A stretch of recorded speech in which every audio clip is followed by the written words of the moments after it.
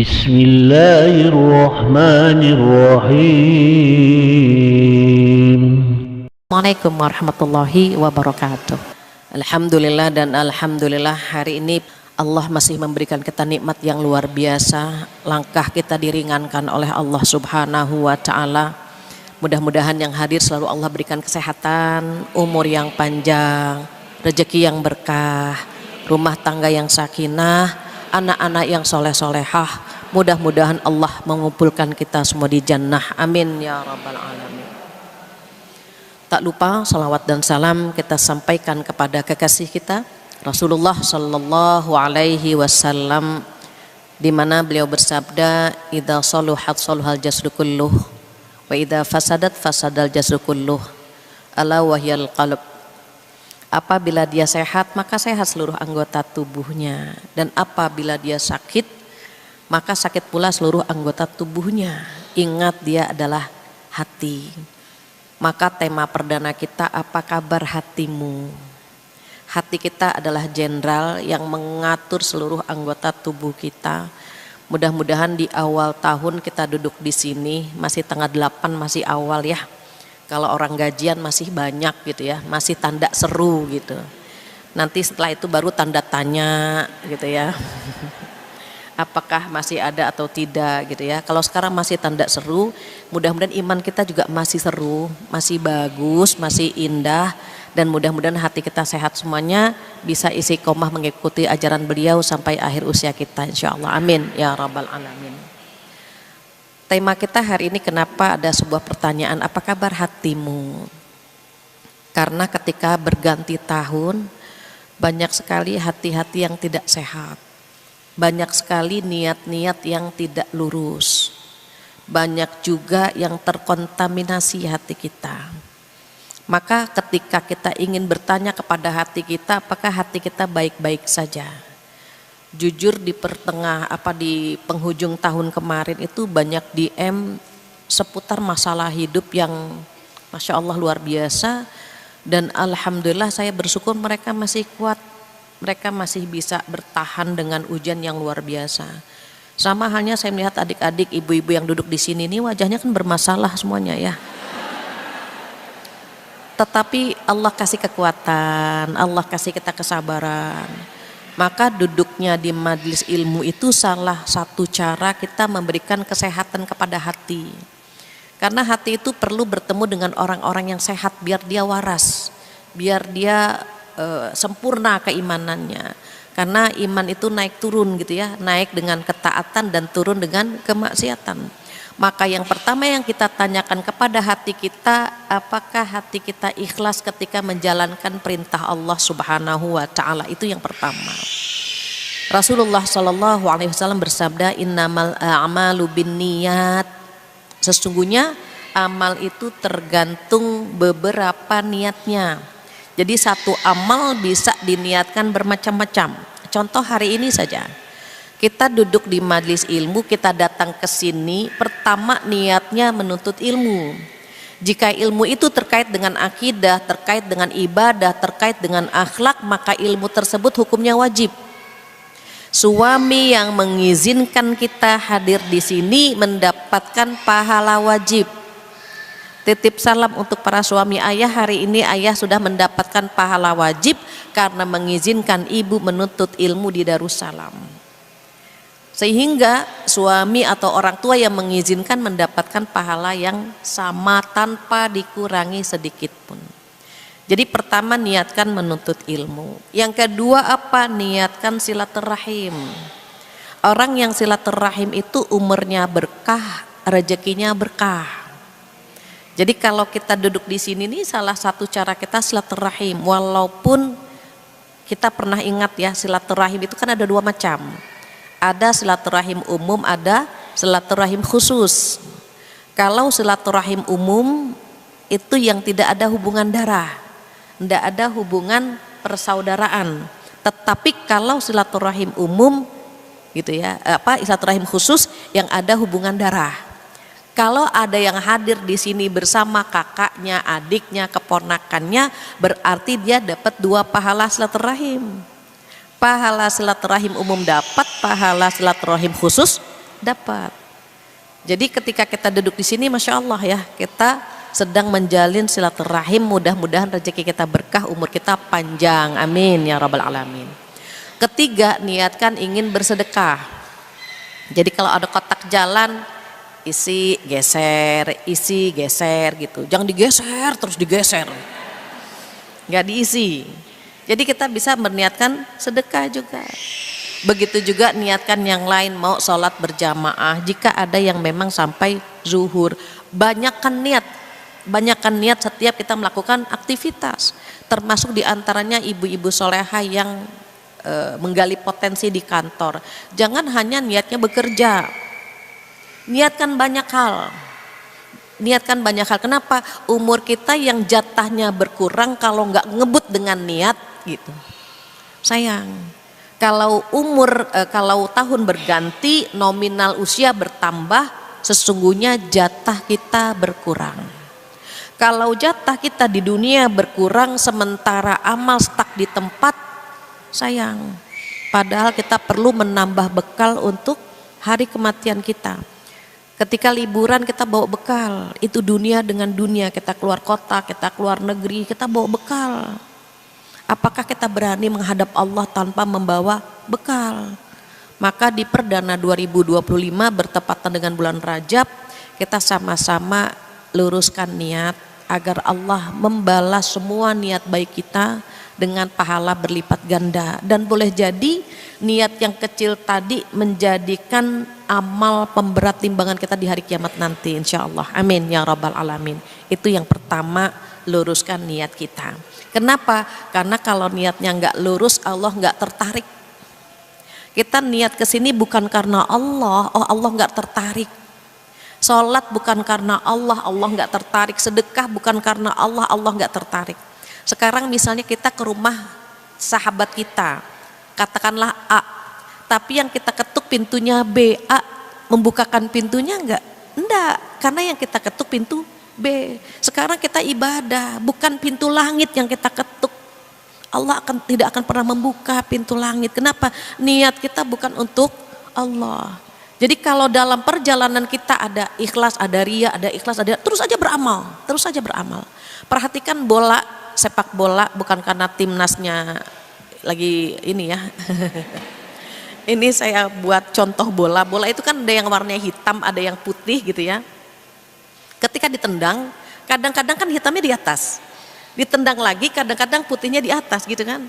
Hati kita kan bermain terkadang di situ. Saat kita beramal, oh ikhlasnya di atas, beramal lagi riaknya yang di atas, terus saja ditendang. Jangan biarkan hati kita stuck di situ, terus saja gitu. Kenapa? Setan itu kadang-kadang pinter nyari pintu ria. Contoh, kita ketika ingin sholat atau ingin sedekah, kata setan apa? Nggak usah sholat, nggak usah sedekah. Kita tahu ini setan, kita lawan. Nggak, saya harus sedekah, saya harus sholat. Tetapi setan lewat pintu yang lain. Apa kata setan? Nggak usah sholat, nggak usah sedekah, banyak orang. Nanti kamu dibilang riya loh. Nah, akhirnya dia tidak jadi sedekah, tidak jadi sholat.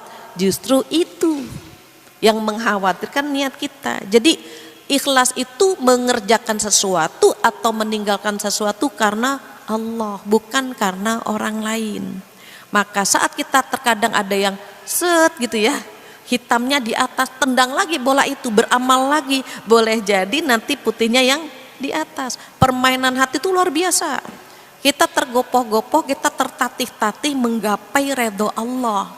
Bayangkan kita yang pengen dapat ridho Allah saja gitu ya, harus mengeluarkan energi. Kenapa? Karena kita pengen bahagia di surga. Kita terkadang kasihan melihat orang yang tidak pernah berpikir menyiapkan bekal untuk hari akhirat gitu. Kenapa? Karena tadi hatinya perlu dikondisikan. Kalau Allah mengumpulkan kita di tempat yang indah, bertemu dengan orang-orang yang indah dan solehah, berarti Allah sayang banget sama kita. Allah sayang banget. Alhamdulillah di awal perdana saya baru tahu kalau ini pengajian perdana di 2025 perdana. Jadi saya ingat ketika saya dikasih nama Fathiyah. Fathiyah itu kan Al-Fatihah kan di awal ya. Fatihah itu artinya pembukaan. Karena qadarullah waktu itu almarhum kedua orang tua saya itu sedang membuka majlis taklim. Terus yang kedua saya tanya kenapa nama saya Fathiyah. Karena ayahanda berharap saya bisa membuka hati banyak orang. Jadi Fathiyah itu kan pembukaan, membuka gitu ya. Ternyata ini pengajian pembuka gitu ya di 2025. Mudah-mudahan yang kumpul di sini, yang hadir di sini, kita semua dibukakan oleh Allah hati kita untuk menjemput hidayah dan istiqomah insya Allah. Jadi diluruskan niat kita sama-sama. Yang kedua, tolong perhatikan air sungai. Saya terkadang buat simulasi, biasanya ibu-ibu kalau pakai contoh itu lebih lekat ya, lebih ingat. Air sungai ini musim hujan, airnya jernih gitu, ngalir gitu kan jernih. Kadang-kadang di tengah jalan itu ketemu yang namanya ranting gitu ya, ketemu sampah, ketemu batu, ketemu macam-macam kan gitu. Nah sehingga air sungai tadi tercemar warnanya, terkotori kan gitu. Sama dengan hati kita. Hati kita sesungguhnya dari awal tuh bersih, jernih gitu. Tetapi terkontaminasi, terkotori hati kita dengan sesuatu yang tadi kita temukan. Ada 3 sebab yang membuat air sungai itu kotor. Sama halnya dengan hati kita. Ada 3 sebab yang membuat hati kita kotor. Jadi kalau air sungai lagi ngalir, lagi jernih-jernihnya, ada ranting, ada sampah gitu ya, macam-macam sama dengan kita. Lagi bagus-bagusnya ketemu dengan banyak orang. Maka sebab yang pertama yang membuat hati terkontaminasi adalah karena kita makhluk sosial. Ketemu dengan banyak orang dan saat bertemu dengan banyak orang, hati kita rasanya beda-beda. Kalau ketemu orang baik, hati kita menjadi baik. Tapi kalau ketemu orang yang tidak baik, hati kita ikut tercemar. Dan paling banyak dosa kita sama siapa? Sama suami. Suami diapakan, Bu? Semakin sering kita bertemu dengan dia, semakin banyak dosa kita sama dia. Kalau kita tinggalnya di mertua, maka paling banyak dosa kita sama mertua. Kalau kita tinggal bersama orang tua, maka paling banyak dosa kita sama orang tua.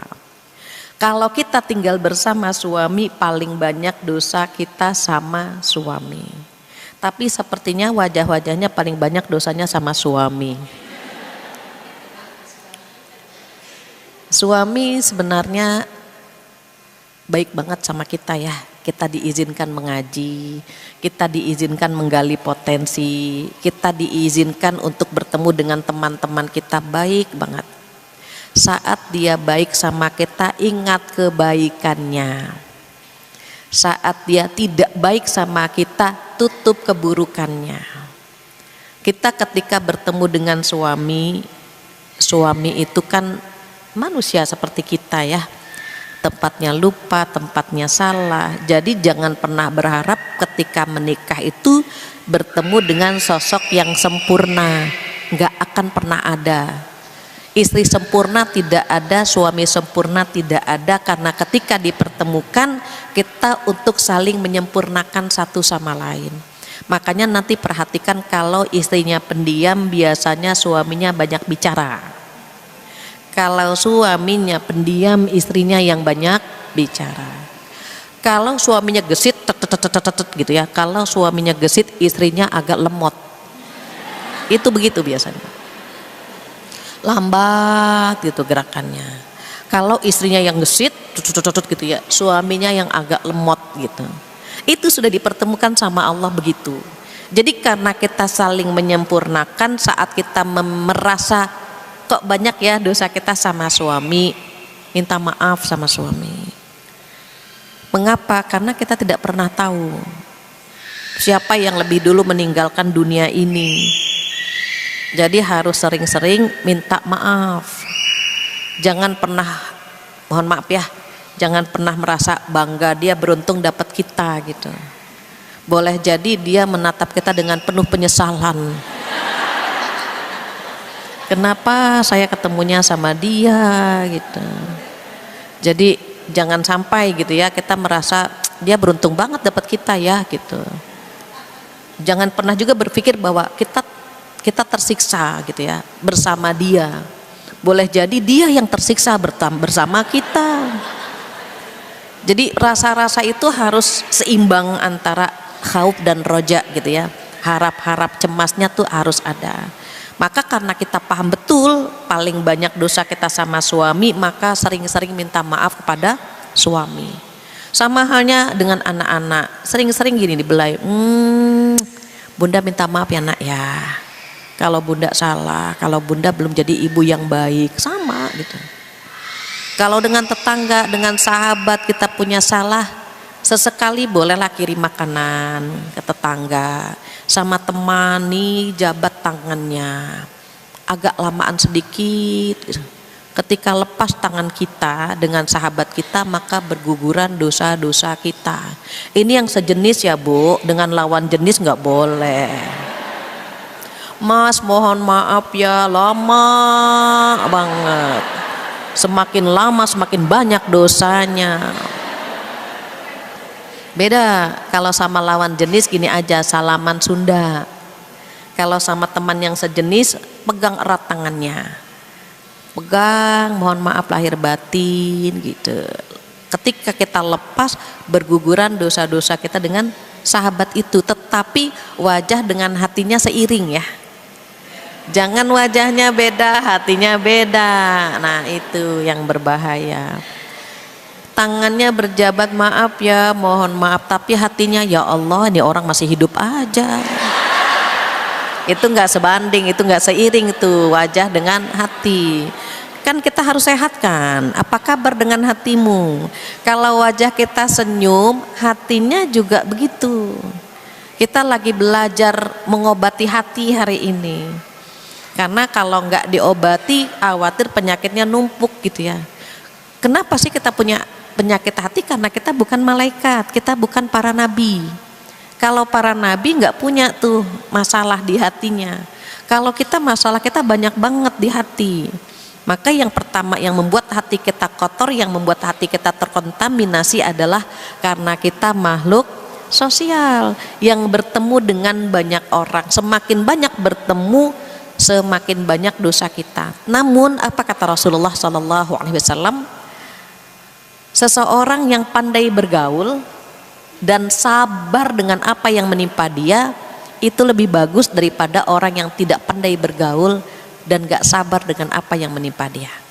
Orang yang sering bertemu dengan banyak orang itu mentalnya cenderung lebih kuat ya. Anak kecil kalau kita bawa kemana-mana, dia ketemu orang tuh berani gitu. Tapi kalau di rumah saja digendong sama orang lain dia nggak mau kan, dia takut, dia hanya sama ibunya saja. Mental kita sama begitu, hati kita sama. Kalau kita sering ketemu banyak orang, kita akan bisa menerima perbedaan, bisa kuat dengan celotehan-celotehan mereka gitu ya. Kadang-kadang kan yang namanya netizen kan ada yang julid, ada yang baik gitu. Tetapi ketika kita punya mental sering bertemu dengan banyak orang, itu EGP aja gitu. Jadi nggak terlalu kepikiran. Berbeda dengan yang nggak pernah keluar. Dia mau keluar tuh takut. Pas baru keluar temennya bilang, ya Allah kemana saja sampai lumutan, ya Allah. Dia sakit hati sekali dibilang lumutan, besok nggak mau keluar lagi. Diingat sama dia. Sampai sholat dia nangis, ya Allah saya dibilang lumutan, ya Allah. Dia nggak kuat. Maka kata Rasulullah, orang yang pandai bergaul dan sabar dengan apa yang menimpa dia itu lebih bagus. Kenapa? Kadang-kadang kita kan berada di zona nyaman ya, kadang-kadang gitu. Walaupun sunatullahnya semakin berumur, mohon maaf ya, semakin berumur kita pengen berada di zona nyaman, nggak ingin konflik, itu fitrahnya begitu. Jadi kalau udah semakin berumur, circle-nya itu kita batasi tuh. Kalau masih muda siap tempur gitu. Kita nongki di sana, nongki itu kita berani. Tetapi semakin tua itu nggak pengen konflik, nggak pengen punya musuh, nggak pengen gitu. Sehingga kita mulai membatasi sahabat-sahabat kita. Kenapa? Akhiratnya diperbanyak di benak kita. Kalau masih muda pengalamannya kadang-kadang diperbanyak, pengen sama dia, pengen sama dia, pengen ketemu ini, pengen ketemu itu. Kita berpetualang gitu. Makanya mohon maaf, kadang-kadang tadi ya dosa kita semakin banyak. Kenapa? Karena pertualangan kita juga panjang gitu. Jadi itu yang pertama. Seandainya kita tahu sebabnya, kita akan tahu juga terapinya. Kalau kita tahu, aduh bertemu sama dia nih bahaya nih gitu, kayaknya nambah dosa kalau bertemu sama dia, kita akan jaga jarak. Persis seperti pemain tinju. Pemain tinju itu kalau lagi dapat kesempatan dia akan pukul temannya, dia akan dapat poin. Tapi kalau dia dipukul terus, dia akan menjauh, menjaga jarak. Sama kita pun kalau misalnya nih teman kita nih butuh sandaran, butuh tempat-tempat yang tenang, kita bawa ke pengajian, kita dapat poin. Tapi kalau dia seru banget ngajak ngerumpinya, waduh ini repot nih. Setiap ketemu, tahu nggak kabar yang terbaru? Aduh ini ini bahaya kan gitu. Dan masya Allahnya gitu ya, kita ketemu dia terus gitu. Qadarullah ketemu lagi, dapat info lagi. Satu sisi kita nggak pengen, tetapi di sisi yang lain terkadang kita seneng juga nih dapat info baru gitu. Maka kalau kita ternyata terkontaminasi setiap bertemu dengan dia, jaga jarak ya. Kenapa? Khawatir menambah dosa di hati kita dan hati kita nggak sehat. Itu yang pertama. Yang kedua, ketika sungai mengalir ada batu yang membuat dia belok ke kanan atau belok ke kiri. Nah, dalam Al-Quran disebutkan dalam surat As-Sam ya, Asy-Syams itu surat Asy-Syams, Allah berfirman, A'udzubillahi minasyaitonirrajim, fa'alhamaha fujuraha wa taqwaha, qad aflaha man zakkaha wa qad khaba man dassaha. Apa artinya?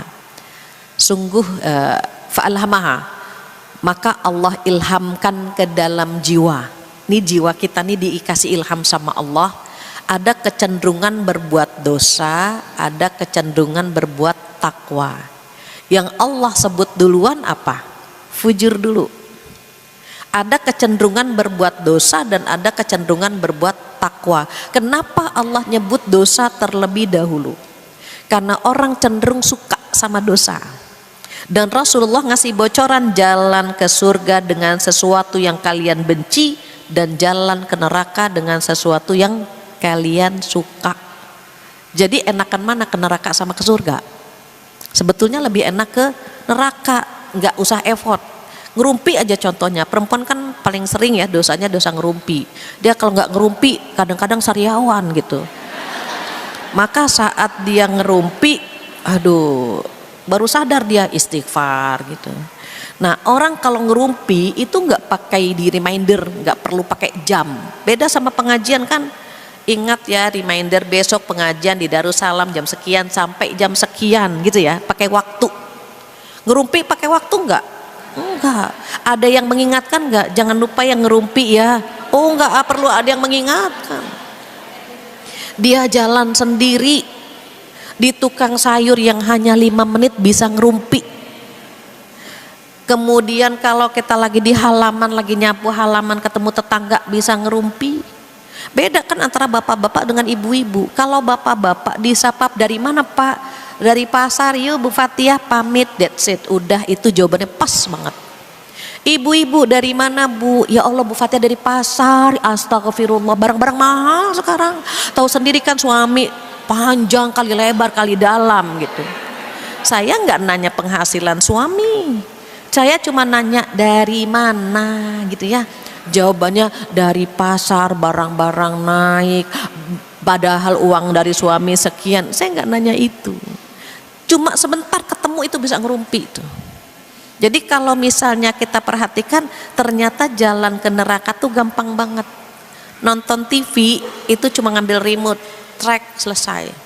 Baca Quran, ya Allah atraksinya banyak. Nyari kacamata dulu, bukannya itu ngambil bantal senderan. Ngaji baru berapa halaman itu udah ngepet, ya Allah berapa halaman lagi sih ya Allah. Bulan Ramadan tuh begitu, ngebet mulu, 1, 2, 3 dipegangin,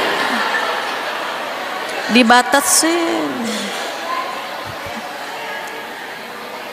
Baru beberapa halaman udah meneteskan air mata, bukan karena sedih, ngantuk. Coba beda kan? Beda. TV jarang orang nonton film tuh ngantuk, jarang. Hanya orang-orang yang dijaga sama Allah. Kalau nonton film ngantuk tuh orang yang dijaga sama Allah. Rasulullah Shallallahu Alaihi Wasallam ketika nonton film, mungkin kalau zaman dulu misbar ya, gerimis bubar gitu. Nah, itu film baru memulai beliau ngantuk tertidur sampai kapan? Sampai film selesai. Kalau kita kan semakin seru, semakin melek mata kita. Jarang yang ngantuk, tapi baca Quran kita ngantuk gitu. Maka kata Allah di dalam surat Asy-Syam tadi, Allah mengilhamkan ke dalam jiwa kita ada sifat fujur, sifat durhaka, dan ada sifat takwa. Dan ini tarik menarik ini. Tarik menarik sampai kapan? Sampai akhir usia. Ini yang bikin kita punya dosa nih ini. Dan kalau kita ingin tahu parameternya hati kita menang atau jadi pecundang, biarkan nanti hati kita perang tuh berdua. Contohnya gini, azan ya yang paling gampang. Allahu Akbar, Allahu Akbar. Itu potensi positif itu keluar tuh. Alhamdulillah umurku sampai zuhur gitu ya. Tapi nggak langsung wudhu, padahal potensi positif udah keluar. Nah yang negatif pengen keluar juga, baru jam 12, makan aja dulu gitu. Terus kata potensi positifnya, iya sih, tapi kan nggak tenang kalau belum sholat. Bener, tapi mendingan makan inget sholat daripada sholat inget makanan. Ini ngobrol nih dia nih, biarkan dia perang tuh. Pernah begitu kan? Nah, nanti ketika perang, kalau kita mengambil keputusan untuk sholat, berarti pada saat itu spiritual kita lagi bagus dan kita jadi pemenangnya. Tetapi kalau sekali-kali Allah juga tahu kita lapar, kita makan dulu, ngobrol dulu gitu ya, rebahan, terus sampai akhirnya baru sholat, berarti pada saat itu kita jadi pecundang, kalah gitu. Dan itu bukan hanya ibadah, lagi nonton TV suami datang, itu yang paling bagus itu nyambut suami, ayah datang, wajahnya sumringah gitu, jangan dengan wajah yang sedih, lah kok ayah udah pulang gitu. Nanti dia balik lagi ke kantor. Tapi ayah pulang, tunjukkan kita tuh seneng gitu. Ayah pulang gitu ya. Itu tuh pahala tuh sebetulnya. Tapi kadang-kadang kan kata setan, nggak usah disambut, nanti ngelunjak, biasa aja gitu. Akhirnya kita nggak menyambut. Anak kita pulang sekolah tuh seneng banget disambut sama ibunya. Anak bunda pulang, tadi belajar apa sayang? Tuh seneng dia. Tapi kata setan nggak usah disambut-sambut, udah gede gitu. Jadi sehingga kita kadang-kadang mohon maaf ya, tarik menarik kan antara ingin melakukan yang baik dengan yang tidak baik. Bahkan tamu datang itu kan yang paling bagus itu kan disapa, disediakan air ya. Baca Quran bagus, tapi kalau ada tamu Quran ditutup dulu. Jangan sebentar ya Mbak ya, 1 juz lagi sebentar. Ya Allah. Tamunya pulang, Mbak saya mau pulang dulu, kenapa? Mau minum, aus. Karena tuan rumahnya tidak menyediakan air. Padahal begitu tuh nyambut, silakan duduk, ada kebutuhan apa, even hanya air putih, itu kan pahala di sana. Kecil-kecil tuh kalau kita punya hati baik, niatnya ikhlas, itu besar sekali di mata Allah Subhanahu wa ta'ala. Kecil-kecil, nyambut suami, nyambut anak, itu sebetulnya kan hal yang sepele gitu ya. Tapi kan gak semua orang bisa melakukan itu, dan tidak semua orang dikasih kekuatan melakukan itu. Maka sering-sering ngobrol sama orang-orang yang kita cinta, orang tua, pasangan, anak, itu ngobrol yang pahalanya besar di situ. Jangan kita berpikir bahwa buang-buang waktu nih ngobrol, enggak, ada ibadah di sana itu. Apalagi kalau ibu kita dipegang-pegang ini, ibu sehat, dipijit-pijit, ibu kangen banget sama kamu nak, sama ibu kita peluk, itu pahala itu di sana semua. Sama suami juga begitu. Ayah sehat ya pegang-pegang gitu. Bayangkan kita lagi capek dipegang sama suami, ibu capek ya, makasih ya bu. Padahal kita tadinya nggak ada masalah ya, pas dipegang-pegang, ibu baik-baik pak, alhamdulillah. kita jadi sensi kan, kenapa? Terharu gitu. Jadi hal-hal yang kecil-kecil begitu tuh membahagiakan orang lain itu sedekah itu. Selama mohon maaf ya tidak bohong. Kalau berlebihan, lebay, bohong jadi dosa. Ya Allah Mbak cantik banget kayak artis gitu ya. Atau gitu. Kecuali memang dia kayak artis, tapi kalau sampai lebay, bohong, enggak. Kita yang bikin dia seneng aja. Ditanya kesehatannya, ditanya kabarnya, bikin orang seneng merasa diperhatikan tuh pahala itu. Maka kalau kita lagi ada keinginan berbuat baik, lakukan langsung. Sebelum potensi negatif ngambil gitu. Jadi apapun ini tarik-tarikan ini. Mana yang lebih kuat antara yang fujur, yang dosa sama yang pahala. Sama pasti ibu-ibu ketika mau hadir ke sini kan ada keinginan untuk sekali-kali nggak hadir kali ya. Tapi gitu. Ada yang bahkan ngitung kancing dulu. Datang tidak, apalagi mendung kan. Prediksi saya bilang sama suami, aduh ini hujan ya. Kayaknya yang datang paling nggak banyak. Itu prediksi saya ya. Ternyata prediksi Allah luar biasa. Yang hadir luar biasa, ikhlasnya juga insya Allah luar biasa, dan hatinya insya Allah bersih luar biasa. Jadi qadarullah, nggak semua orang bisa melakukan ketakwaan ya tanpa izin Allah. Semua atas izin Allah. Bersyukur banget kalau kita dikumpulkan dengan orang-orang baik. Kenapa? Karena berarti pada saat itu iman kita lagi naik. Ibu duduk di sini nih iman lagi naik. Tolong jangan diturunkan dengan celotehan-celotehan lisan kita ya. Karena kadang-kadang kalau lagi kumpul begini nih ada celotehan-celotehan kecil. Suka bilang, ketemu sama Bu ini enggak? Iya. Tahu enggak tadi alisnya tebel sebelah. Tuh lagi naik tuh turun jadinya. Enggak usah dicelotehin, enggak usah. Atau kadang-kadang macam-macam ya. Tumben Bu ini bedaknya tebel banget. Iya, aku lagi bilang kayak topeng. Nggak usah. Biarkan dia naik, pulang biarkan dia di atas. Jangan diturunkan dengan celotehan-celotehan yang tidak bermanfaat, begitu ya. Agar iman kita berada di atas. Kalau berada di atas, melakukan amal soleh gampang. Tapi diingat, setan nggak akan pernah redok kita berada di situ. Ditarik sama setan sehingga turun dan kita melakukan dosa lagi, begitu seterusnya. Itu sebab yang kedua. Yang terakhir yang membuat hati kita kotor itu ada air yang tercemar. Jadi ini air sungai gitu ya. Tadi ketemu dengan ranting, ketemu dengan ini, bikin dosa kan. Nanti jalan lagi ngalir ada batu yang membuat dia ke kiri atau ke kanan gitu. Ngalir lagi kan air itu. Nah ternyata di penghujung tuh banyak wabah, banyak penyakit di dalam kandungan air itu. Sama dengan hati kita. Dia lagi baik-baik saja, tiba-tiba gitu, tiba-tiba entah bagaimana keluar tuh penyakit hatinya. Ada sombongnya, ada serakahnya, ada siriknya. Ini 3S ini, 3S, sombong, serakah, sirik, ini paling mendominasi di dunia. Nanti ada lagi ria gitu. Ada lagi penyakit-penyakit yang lain. Sebetulnya air sungai itu bersih, hati kita awalnya bersih, tetapi ketemu dengan air yang kotornya luar biasa dan banyak penyakitnya gitu. Nah hati kita juga sebetulnya bersih, cuma kadang-kadang ada penyakit yang keluar gitu. Sombongnya keluar. Biasanya misalnya mohon maaf dia ngelap keringat itu cuma biasa standar, dia cuma gini aja. Tapi karena pakai berlian dia ngelapnya. Kenapa? Ada S yang pertama, ada sombongnya. Ketemu sama teman, pelukan, bahannya sutra ya.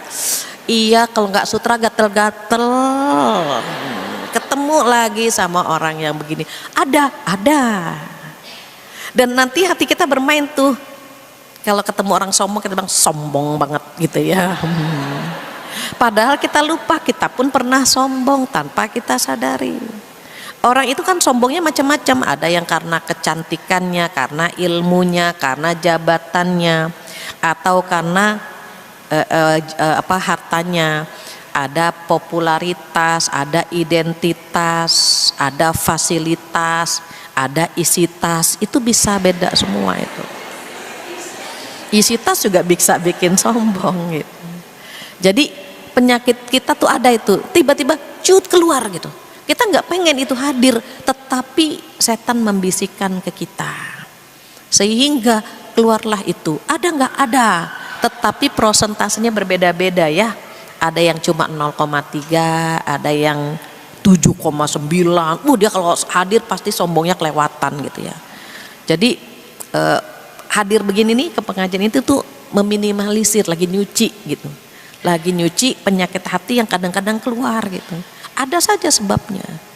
Merasa begini, merasa begitu. Kalau sudah keluar langsung istighfar, astagfirullahaladzim begitu. Terus yang kedua apa? Yang kedua serakah. Kita punya. Dapat baju nyari jilbabnya. Dapat jilbab nyari bajunya. Terus aja begitu. Brosnya. Bros yang bunga lain, yang ada daunnya lain, yang ada tangkainya kita beli lagi. Kalau bisa yang ada pot sama pupuknya juga kita beli gitu. Terus aja gitu. Sepatu olahraga, sepatu kondangan, sepatu ke pengajian, itu sepatu macam-macam. Beli gitu ya, sampai suami kita tuh bajunya kepepet sama kita. Wah. Kita beli lagi, sampai beli lemari lagi, terus aja gitu ya. Kita punya sifat itu. Dan perempuan itu hobinya numpuk barang. Numpuk barang itu hobi perempuan ya, karena dia ibu-ibu, ada lumayan gitu. Ini sayang, tumpuk lagi. Ini masih bagus, tumpuk lagi gitu. Itu tuh kadang-kadang bulan Ramadan harus diminimalisir ya sifat itu. Coba cek baju di lemari. Nih mana di antara baju-baju ini yang tidak terpakai, itu sisihkan, taruh di kantong plastik besar, sisihkan. Itu jangan dilihat lagi. Kalau dilihat lagi nggak jadi lagi. Apalagi dicoba lagi, kayaknya masih pantes. Itu bakat-bakatnya nggak keluar itu. Jadi tutup mata, ini jarang dipakai, masukin ke kotak, jarang dipakai gitu. Selama masih layak pakai ya. Bahkan kita seneng banget kalau ada yang dapat. Ya Allah Kak, alhamdulillah bisa jadi baju lebaran, masya Allah, seneng. Jangan biarkan baju numpuk di lemari dan dia nggak punya peran. Kasih orang lain, ketika dipakai baju itu kan mengalirkan pahala buat kita gitu. Jadi kalau banyak yang nggak dipakai, udah nanti penuh lagi kok. Iya, karena kita beli lagi, kasih lagi, beli lagi, alasannya kurang gitu ya. Padahal baju kita banyak. Kalau mau ngaji, mau kondangan, kita bilang sama suami, aduh bingung baju yang mana ya. Ya Allah, baju banyak begini kita bingung gitu. Berarti kan kita punya sifat serakah, walaupun tadi prosentasenya berbeda. Ada gitu, ada.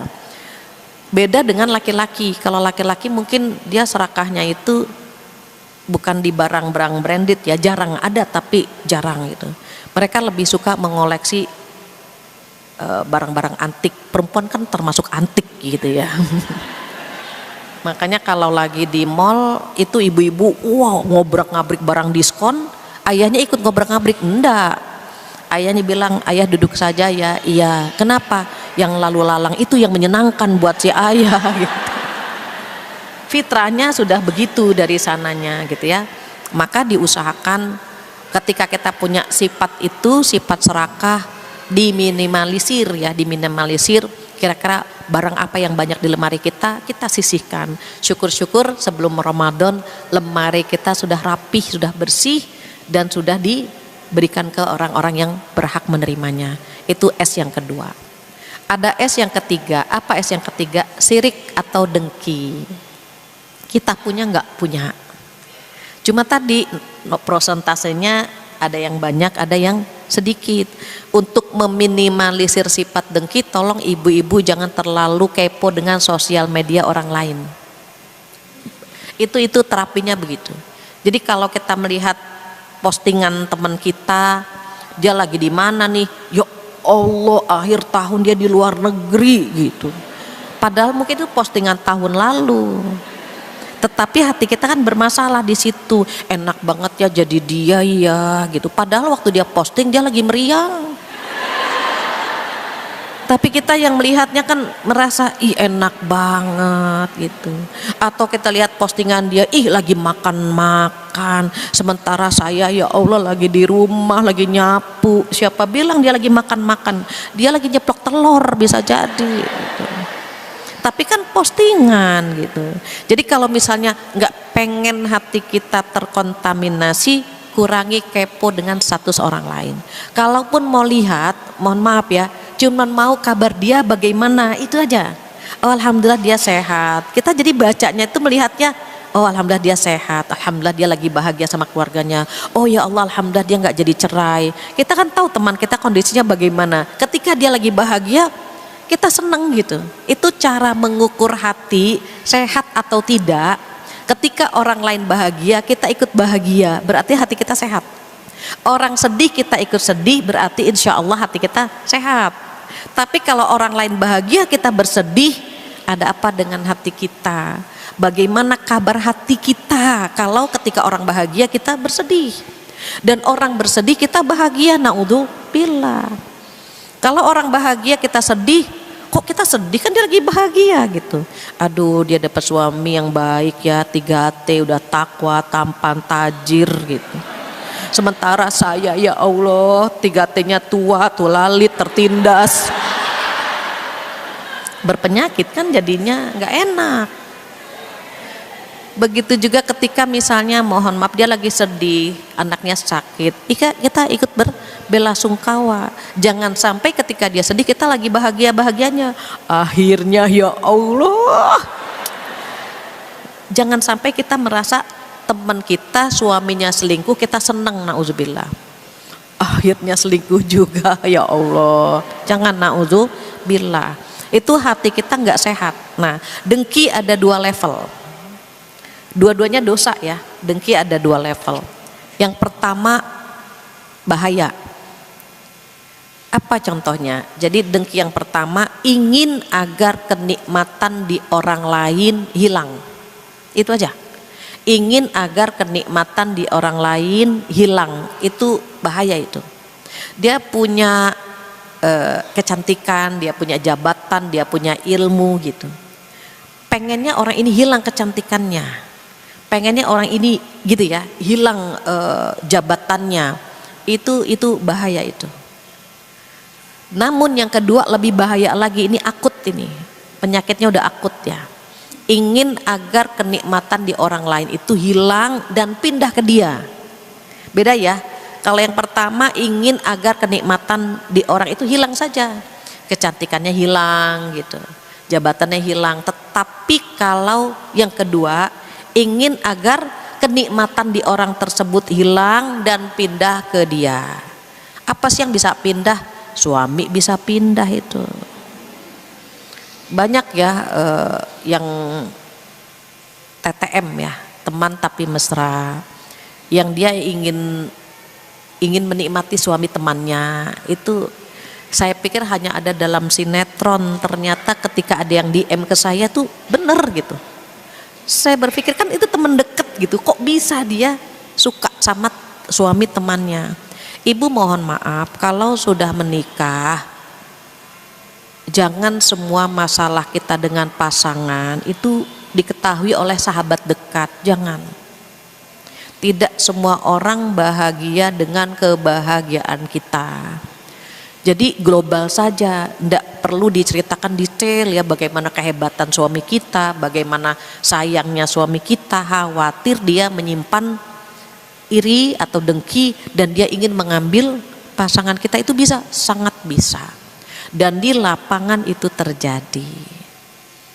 Dulu saya berpikir itu hanya sinetron saja, tapi ternyata terjadi ya sekarang.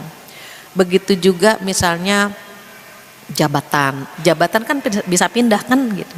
Itu mengerikan ya, rumah tangga orang lain dihancurkan, penyakitnya dikirimkan gitu ya, sehingga jabatan itu tidak didapatkan oleh orang tersebut, bahkan pindah ke dia. Itu bisa terjadi. Kalau kecantikan karena nggak bisa pindah, jika seorang misalnya orang cantik itu kecelakaan, dia tuh senang banget. Bu ini kecelakaan. Wajahnya gimana wajahnya? Wajahnya hancur. Ya Allah, akhirnya itu bahaya itu. Terus begitu juga kalau suaminya orang pindah ke dia bangga dia menjadi pemenangnya. Nauzubillah gitu ya. Ini akhir zaman tuh begini, kejadiannya seperti ini. Maka 3 penyakit hati ini atau penyakit-penyakit yang lain tadi itu bisa dibersihkan dengan 2 cara.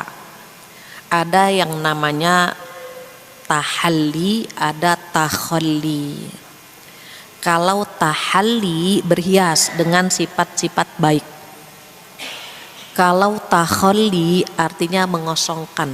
Ini seandainya air sungai tadi kan tercemar, kita masukkan ke dalam gelas, aduh ini keruh banget airnya gitu.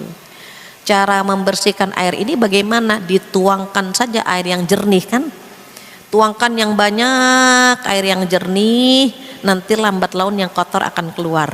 Itu namanya tahalli, berhias dengan sifat-sifat baik, maka otomatis yang kotor akan keluar.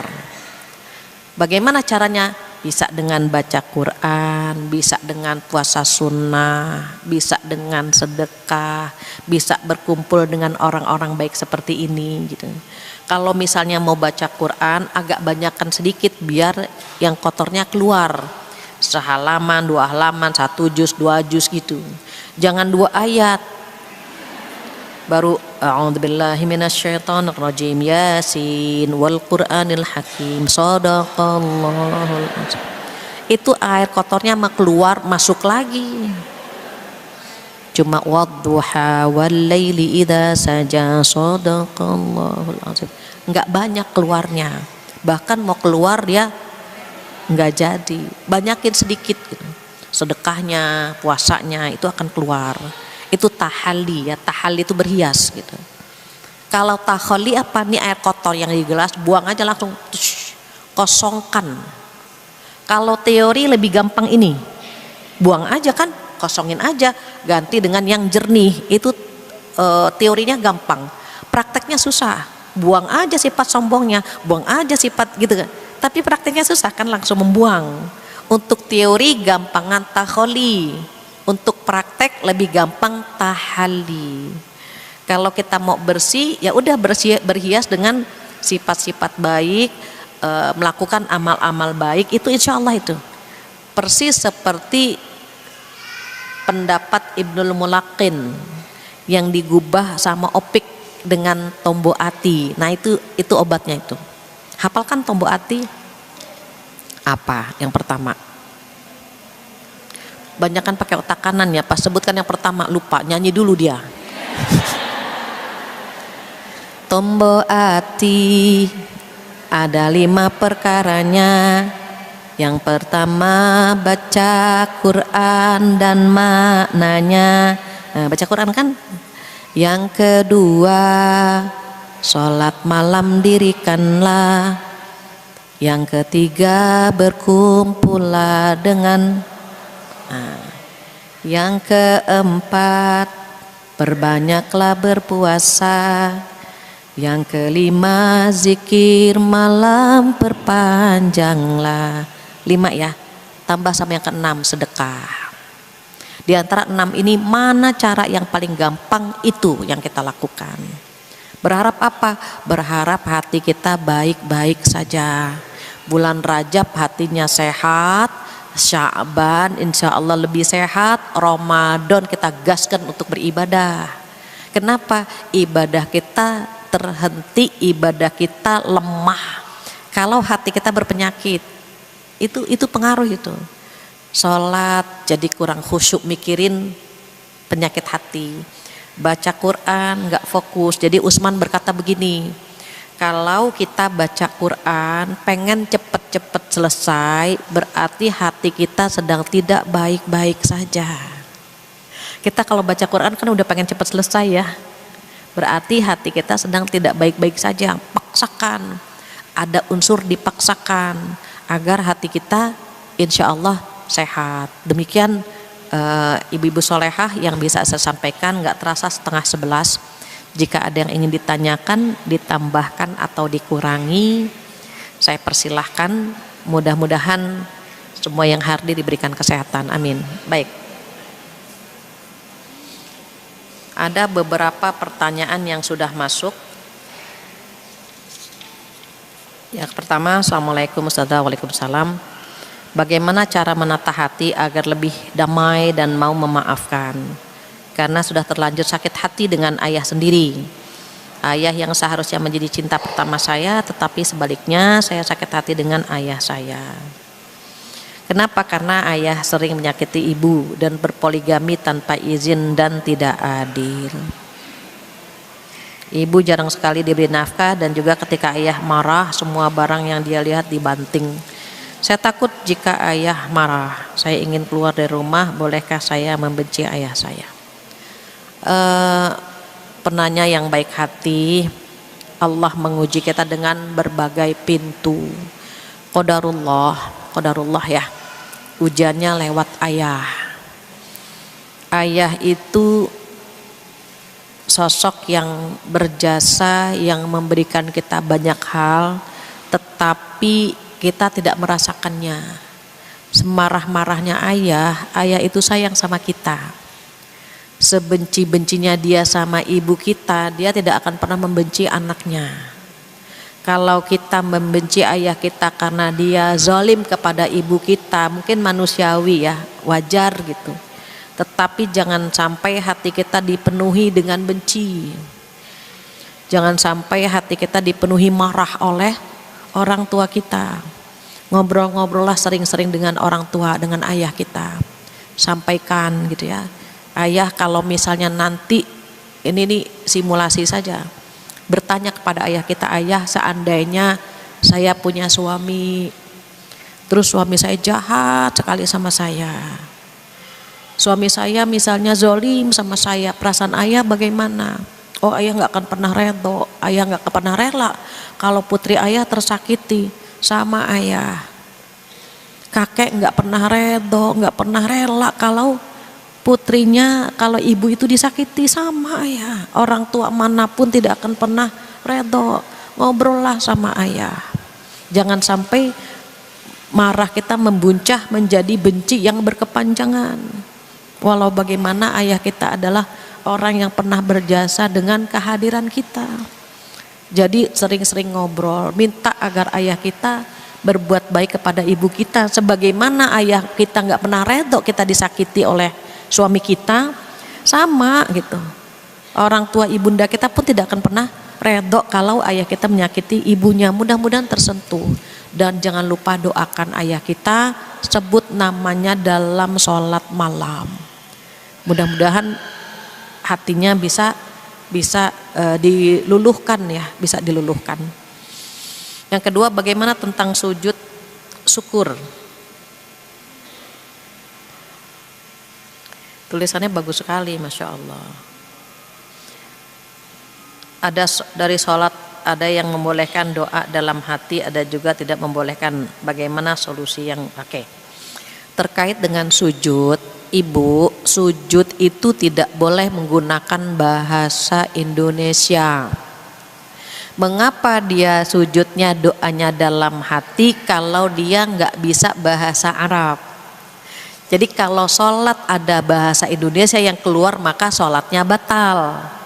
Jadi kalau sholat, misalnya lagi sholat nih kita bilang, ya Allah ampuni dosa-dosaku ya Allah, batal gitu.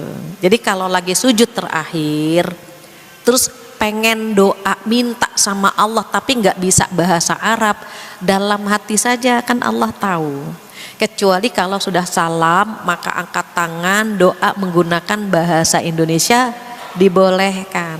Tapi kalau dalam sholat di sujud terakhir pakai bahasa Indonesia membatalkan sholat. Terus bagaimana kalau nggak bisa bahasa Arab? Doa yang ada di Al-Quran saja. Rabbana hablana min azwajina wa dzurriyyatina qurrata a'yun waj'alna lil muttaqina imama. Rabbana atina fid dunya hasanah. Kan gitu. Itu kan ada dalam Al-Quran tuh. Kita nggak bisa bahasa Arab, tapi dia ada di dalam Al-Quran. Maka baca doa tersebut. Rabbana la tuzigh qulubana. Semua doa yang ada di dalam Al-Quran kan bahasa Arab ya, boleh.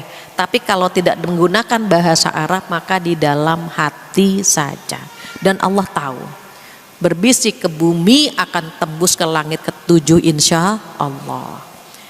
Kemudian yang selanjutnya, Ustazah mohon maaf mau bertanya, gimana sikap saya pada suami yang berbuat selingkuh atau maksiat sampai pergi dari rumah? Haruskah saya bertahan atau berpisah? Sedangkan udah ada anak 3, sudah ada anak-anak yang masih butuh perhatian kedua orang tua. Hati saya masih bimbang antara bertahan atau berpisah. Setiap ada keraguan, ada kebimbangan, maka sholat istikharah. Sholat istikharah 2 rakaat, nanti minta petunjuk sama Allah apakah bertahan atau berpisah. Allah paling tahu ujian yang cocok buat kita apa, solusinya bagaimana, Allah paling tahu.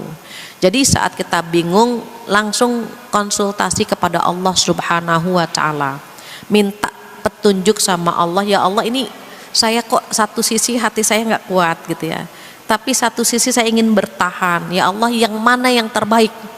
Jika bertahan lebih baik maka mudahkan, begitu. Jadi jangan sampai kita mengambil keputusan tanpa melibatkan Allah. Hindari, jangan sampai mengambil keputusan tanpa melibatkan Allah. Kita kemana-mana saja bawa Google Map kan, padahal ini buatan manusia. Kadang-kadang Google Map ngajak ngasruk-ngasruk juga kan. Kita pakai lagi. Sekarang Allah paling tahu dengan kehidupan kita sekarang, nanti, dan selanjutnya. Allah paling tahu. Semuanya tanya sama Allah, semuanya. Termasuk apakah bertahan atau berpisah. Sama ketika kita nikah kan istikharah, berpisah pun istikharah. Kalau bersabar dengan ujian Allah, pahalanya besar. Capek hati, capek fisik, capek pikiran, itu ada pahala semua di sana itu. Dan pahala Allah semakin besar jika semakin berat beban hidup kita, itu pahalanya semakin besar. Tetapi karena ada pilihan apakah bertahan atau berpisah, maka konsultasi kepada Allah Subhanahu wa ta'ala. Demikian. Yang selanjutnya, Assalamualaikum Ustazah, apa yang harus saya lakukan atau tindakan apa ketika anak udah mondok tiba-tiba nggak mau mondok, maunya di rumah saja? Anak saya laki-laki kelas 2 SMA maunya di rumah saja, nemenin ibunya. Anak-anak itu kalau dipaksakan dia akan frontal. Kalau misalnya dia pengen mondok dan tiba-tiba di tengah jalan dia pengen pulang, kita minta komitmen dia saja, kan dulu kamu yang minta mondok gitu. Ibu nggak maksa, kamu yang minta mondok. Kalau kamu udah milih mondok, bertahan ya sampai selesai. Berbeda kalau kita yang maksa, mondok nanti begini, di tengah jalan dia minta pulang, ya sudah, karena itu dari kemauan kita. Jadi lihat kemauan siapa nih dia mondok. Kalau saya setiap anak mau mondok, itu saya bawa anaknya ke beberapa pesantren. Jadi pilihannya apa? Mau pesantren yang mana nak? Nah, dia nggak ada pilihan untuk tinggal di rumah. Jadi saya bawa pesantren A, B, C, D. Di antara 4 ini kamu mau mondok yang di mana nak? Gitu. Jadi nggak ada pilihan. Kamu mau mondok atau mau di rumah, nggak ada pilihan. Di antara pesantren ini kamu mau mondok yang mana? Gitu. Aku mau nggak mau kan, di antara 4 itu dia pilih. Ya sudah gitu. Dia bertahan. Alhamdulillah hampir semuanya 6 tahun. SMP, SMU di sana. Kenapa? Pegang komitmennya, kan udah dipilih begitu.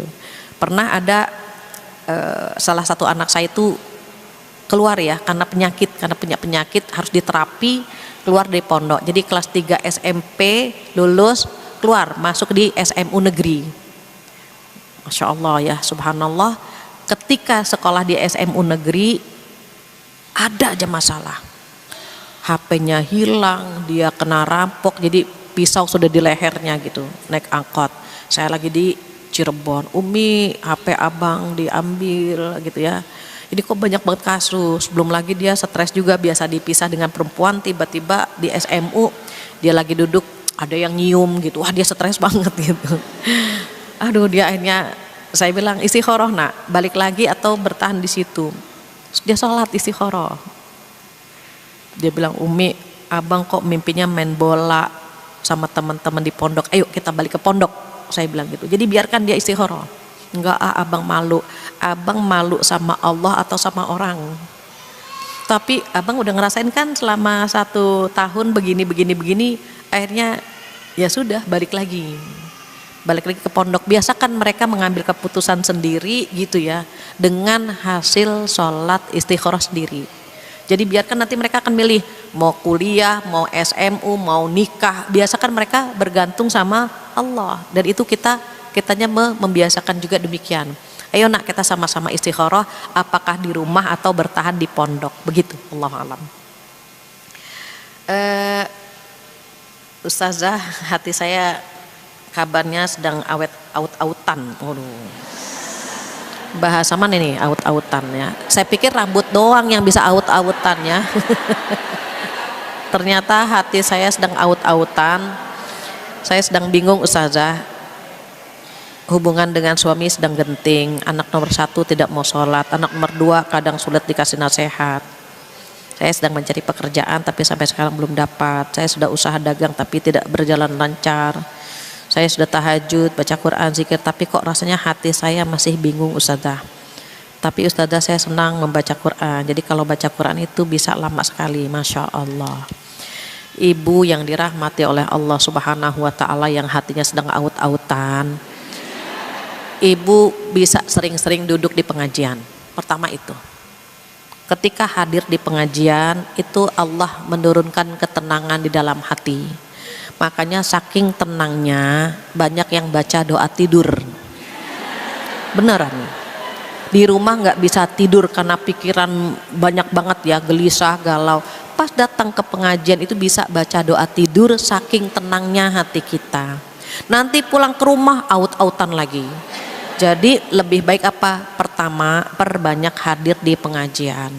Yang kedua, kalau Allah belum memberikan solusi sampai detik ini, Allah masih seneng banget dengan doa-doa ibu di tengah malam. Kalau masalahnya cepat selesai, doanya juga selesai. Dan Allah lagi seneng-senengnya sama ibu. Jadi Allah itu kalau lagi menguji hambanya, karena Allah lagi cinta banget sama kita. Manusia tuh begitu. Kalau diuji dekat sama Allah, kalau ujiannya selesai, doanya cuma formalitas, cuma Rabbana atina fid dunya hasanah wa fil akhirati hasanah gitu. Dan Allah kangen dengan doa yang panjang, makanya kita diuji sama Allah. Kalau Allah lagi ngasih ujian, itu tandanya Allah lagi sayang banget sama kita. Bahagialah disayang sama Allah, bahagialah dipilih sama Allah. Setiap ujian itu sudah dipilihkan sama Allah ya. A ujiannya ini, B ujiannya itu, C begitu seterusnya. Kenapa? Karena Allah paling tahu ujian apa yang cocok buat kita. Semakin banyak ujiannya, semakin banyak pahalanya, dan semakin banyak pula bonusnya insya Allah. Maka kalau sudah tenang membaca Al-Quran, berarti sering-sering baca Quran. Karena kalau ujiannya selesai, khawatir baca Qurannya sebentar begitu. Ini adalah yang terbaik dari Allah Subhanahu wa Ta'ala. Yang selanjutnya, Assalamualaikum Ustazah. Saya pernah mendengar bahwa yang mengotori hati adalah syubhat dan syahwat. Maksudnya bagaimana? Iya, jadi syubhat itu samar-samar. Syahwat itu hawa nafsu. Nah, jadi bagian dari hawa nafsu itu kan tadi ya, ingin melakukan dosa gitu. Kalau syubhat itu samar-samar, yang ini boleh atau enggak gitu, boleh aja gitu. Jadi masuknya ke yang tadi juga gitu, cuma pintunya lewat pintu yang lain. Kalau misalnya kita bersosialisasi gitu ya, bersosialisasi kan pasti ada hawa nafsu kan, pengennya apa, pengennya ngerumpi gitu, tuh hawa nafsu tuh gitu ya. Pengennya ya lihat cogan, cowok ganteng, atau joker, jomblo keren gitu ya, tuh hawa nafsu tuh jatuhnya gitu. Itu syahwat. Ada juga yang syubhat itu nggak jelas gitu. Misalnya kita bermain di tepi, padahal di tepi jurang dosa gitu. Padahal kan baiknya jangan di tepi lah, agak ke tengahan dikit, jangan di tepi-tepi dosa. Tapi kita sudah mulai menepi gitu. Menepi, contoh pacaran ya, paling gampang tuh pacaran. Orang berzina kan nggak ucuk-ucuk berzina. Zina mata dulu, zina tangan, zina lisan, zina hati, sampai setan membujuk kita untuk melakukan zina yang sebenarnya gitu.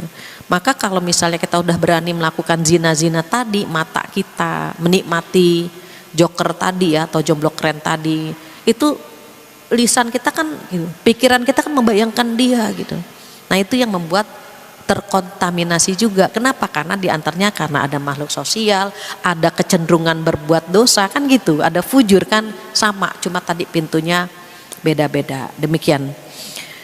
Yang selanjutnya, Assalamualaikum warahmatullahi wabarakatuh. Waalaikumsalam warahmatullahi wabarakatuh. Izin bertanya Ustazah, yang pertama ketika beribadah, mengaji gitu ya, atau puasa, bagaimana menjaga hati agar tidak riya tentang ibadah kita?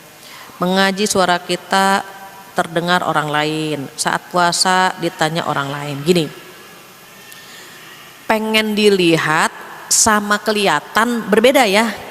Kita lagi sholat nih, kelihatan sama orang lain, itu bukan riya. Tapi kalau pengen dilihat, nah itu riya.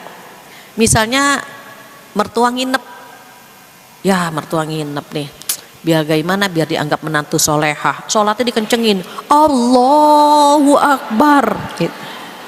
Biar mertua denger, itu kan berarti pengen dilihat gitu. Tapi kalau lagi sholat terus kelihatan berbeda. Puasa nggak ada yang nanya, ya udah biasa aja, nggak usah ya Allah haus banget ya puasa sih. Itu kan ngasih tahu gitu. Tapi kalau diajak minum, diajak makan-makan, lagi bayar kodok mbak gitu, lagi puasa, mau nggak mau kan harus ngomong, berbeda gitu. Jadi itu hati kita memang bermain di situ. Kalau nggak ada yang nanya, nggak ada yang ngelihat, ya udah kita keep gitu ya. Tapi kalau ada yang melihat, ada yang bertanya, mau tidak mau gitu. Apalagi rukun Islam yang 5 memang harus syiar gitu. Mau kemana mbak? Mau sholat zuhur? Yuk bareng. Memang sholat kan rukun Islam gitu. Mau kemana? Mbak kenapa? Puasa bayar kodok. Kan memang puasa bulan Ramadan harus syiar gitu. Zakat, haji, ya minta doa, mohon doanya saya mau berangkat haji. Gak perlu, aduh lewat mana ya biar gak ketahuan mau berangkat haji ya gitu. Apa lewat pintu belakang atau ngumpet-ngumpet? Enggak, memang kalau rukun Islam tuh ya harus syiar gitu. Kan rukun Islam. Makanya zakat diumumkan, ibu-ibu dan bapak-bapak yang mau menunaikan zakat kan begitu. Sholat 5 waktu nggak perlu khawatir gitu. Jadi kadang-kadang di era sekarang orang berbuat baik banyak yang malu ya. Mbak mau kemana? Ngaji. Hah? Ngaji. Ngaji nggak apa-apa. Mbak mau kemana? Mau ke Darussalam ngaji. Yuk mau bareng gitu. Ke mall banyak yang pede kan. Mau kemana? Nonton. Pede kan dia. Ngaji juga harusnya kan begitu. Mau kemana? Ngaji. Kecuali kalau di hatinya ada sesuatu, ngajilah gitu. Itu kan yang nggak boleh. Tapi kalau mau kemana mbak, mau ngaji, biasa aja, nggak apa-apa gitu. Jadi ini beti ya, beda tipis antara ikhlas sama riya tuh begitu. Makanya beti lah, hanya kita yang bisa memainkan hati kita gitu ya, itu. Kemudian yang kedua, apabila di suatu percakapan ada yang berghibah, kita langsung beristighfar, apakah kita ikut berdosa? Jika kita berada di satu komunitas yang lagi ngerumpi, cari cara biar kita nggak ikut, atau kita mau ke toilet dulu ya gitu. Jangan astagfirullahalazim, Allah berfirman dalam Al-Quran. Nggak usah gitu-gitu juga gitu ya. Kenapa? Khawatir dia tersinggung. Nauzubillah, suatu hari kita bergibah, terus teman kita astagfirullahalazim nyindir kita, kan nggak enak begitu. Cari cara. Biasanya kita kalau berdiam di tempat itu, mohon maaf ya, agak terkotori juga. Kita menikmati. Oh ternyata dia begitu. Oh kita jadi tahu kan gitu. Apalagi kalau musuh bebuyut kita diomongin, kita bahagia sekali. Langsung kita bilang apa? Sebetulnya sih saya udah tahu ya tentang dia, tapi kan nggak boleh ya, nggak boleh gibah ya. Tapi karena udah ngomong semuanya nih, jadi saya kasih tahu nih yang sebenarnya. Wah, dia yang menguasai forum akhirnya kan gitu. Itu juga nggak boleh. Jadi ya cari cara lah, cari cara untuk keluar dari tempat itu. Bagaimana caranya supaya kita bisa menjaga hati kita, iman kita dan mental kita? Karena terkadang orang berdebat bisa melukai hati dan mental kita, contohnya suami dan anak. Kalau berdebat sama suami memang setan maunya begitu, bawaannya kalau ngeliat suami mau berantem aja gitu ya, pengen marah aja, itu setan memang begitu kerjaannya. Jadi kalau kita lagi ngobrol nada agak tinggi suami kita atau kita yang nadanya tinggi, tolong kita kasih kita kasih tips biar nggak tinggi. Ayah bicaranya nggak usah tinggi-tinggi, ibu denger kok ayah bicara gitu. Kita kan suami istri, masa suami istri ngomongnya tinggi-tinggi begini gitu. Semakin tinggi suara kita itu semakin jauh jurang di antara kita. Nggak usah keras-keras gitu. Memang kalau lagi keras, mohon maaf ya Bu, suami keras tuh pengennya kita lebih keras lagi. Makanya banyak suami yang bilang, saya tidak takut istri, tapi istri saya lebih galak dari saya gitu. Mau nggak mau saya jadi takut gitu kan. Jadi banyak suami yang takut sama istrinya karena suara istri lebih tinggi gitu.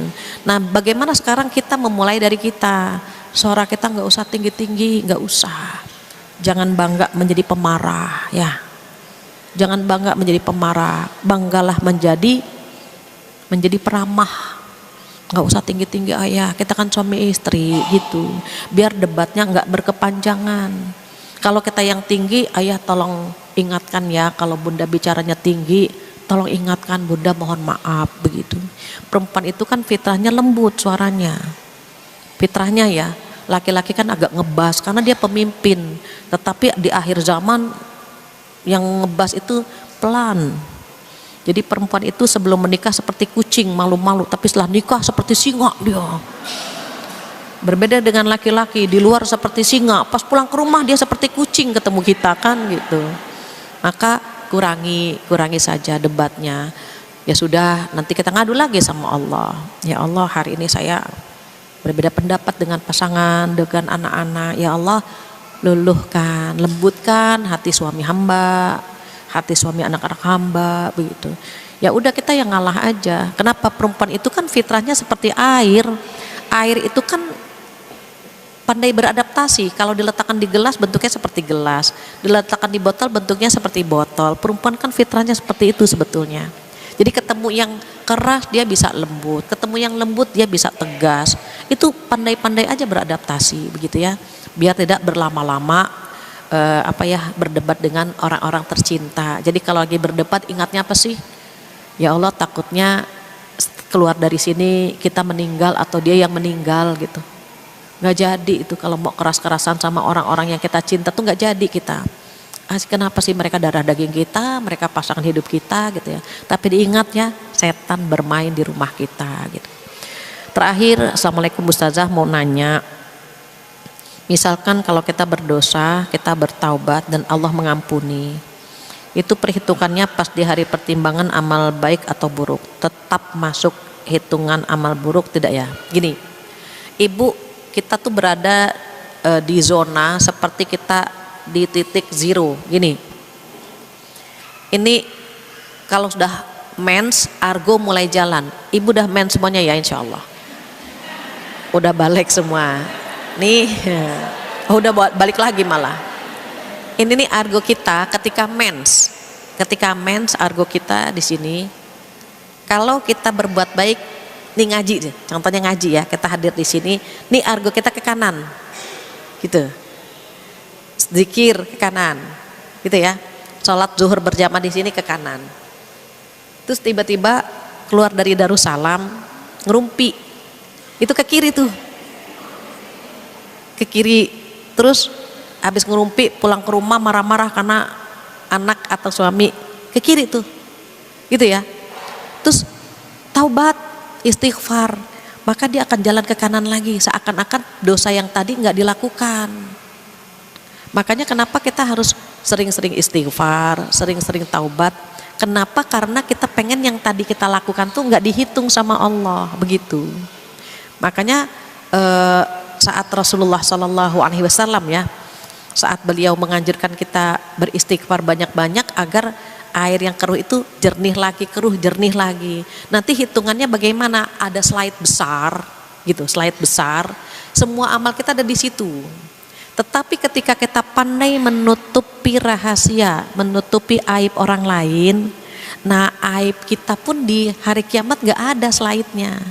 Maka di dalam Al-Quran ada ayat bunyinya begini, a'udzubillahi minasyaitonirrajim, ha umuqra'u kitabiyah, gitu ya. Kan saat menerima kitab ada yang mengambil dengan tangan kanan, ada yang mengambil dengan tangan kiri. Yang pengen ngambil pakai tangan kiri sebetulnya pengen banget ngambil dengan tangan kanan. Tapi karena dosanya banyak, tangan kiri yang bergerak begitu. Nah, tangan kiri yang bergerak. Kalau yang ngambil dengan tangan kanan memang dia amalnya banyak. Even ketika dia buka rapot, kan dia buka rapot, buka buku nih. Kitab diambil, dia buka nih lembaran-lembarannya. Oh, biru, rapotnya bagus-bagus, tiba-tiba ada yang merah. Aduh ya Allah, saya pernah melakukan dosa ini, merah itu rapotnya. Kita tandain. Kita ngeliat yang lain dulu, amal-amal yang lain, oh biru gitu, atau hijau ya, bagus. Kita balik lagi ke yang tadi kita tandain tadi, yang merah tadi. Kita balik lagi ke tempat itu, ternyata rapot merahnya sudah berganti. Kita bahagia sekali. Nah itu orang taubat begitu. Kalau sudah biru semuanya, barulah dia dengan berbangga mengatakan kepada orang-orang sekitar, ha umuqra'u kitabiyah. Kamu mau nggak baca kitabku? Nih kitabku nih, ini kitabku gitu. Dia bangga. Berbeda dengan yang rapotnya buruk, kan dia akan simpan, dia akan sembunyikan gitu. Maka kita pengen banget di hari kiamat itu mengambil kitabnya dengan tangan kanan. Caranya bagaimana? Amal soleh yang bikin tangan kanan kita bergerak mengambil kitab tersebut. Jadi kalau sadar bahwa aduh barusan bikin dosa nih, langsung istighfar. Kalau dosa itu dosa besar, maka taubatan nasuha. Taubatan nasuha, saya ulang, syaratnya 3. Pertama, mengakui dosa-dosanya. Kedua, menyesali perbuatannya. Terakhir, ketiga, berjanji untuk tidak mengulangi lagi.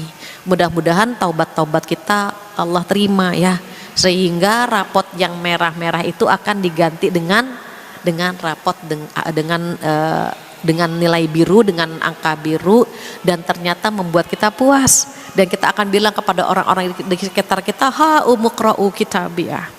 Kamu mau baca, ayolah baca rapot saya yang nilainya bagus. Demikian ya, Allahu a'lam.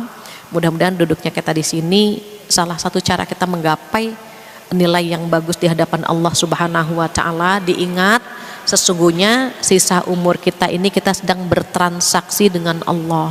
Kita bertransaksi dengan Allah, dan mudah-mudahan Allah layak membayar semua aktivitas kita dengan surga Firdaus. Amin ya rabbal alamin. Demikian ibu-ibu solehah yang dirahmati oleh Allah. Tidak terasa jam 11 sudah. Saya rasa cukup sekian. Jika ada kesempurnaan milik Allah, jika ada kekurangan mohon dimaafkan. Kita tutup dengan doa penutup majlis bersama-sama. Subhanakallahumma wa bihamdika asyhadu an la ilaha illa anta astaghfiruka wa atubu ilaik.